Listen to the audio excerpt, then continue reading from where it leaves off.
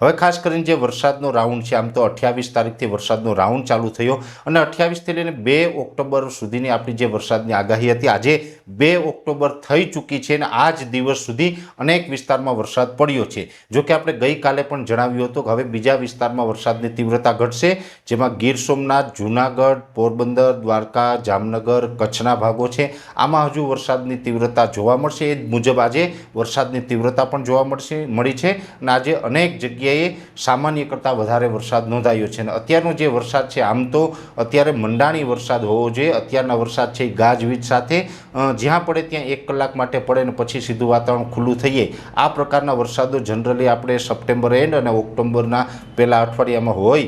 પણ આ વર્ષે જે આ વરસાદ છે, અષાઢ મહિના જેવો વરસાદ છે, અલગ પ્રકારનો વરસાદ છે, કેમ કે આખું જે આપણી વેધર સાયકલ હોય છે એ ખોરવાયેલી છે. એટલે આ એક અલગ પ્રકારનો વરસાદ છે. અને આ જે મોટી સિસ્ટમ છે એ બંગાળની ખાડીમાંથી આવી હતી ને જેને કારણે આપણે સાર્વત્રિક એટલે કે ગુજરાતના 50 થી 60% વિસ્તારમાં વરસાદ નોંધાયો અને સારો એવો વરસાદ નોંધાયો છે.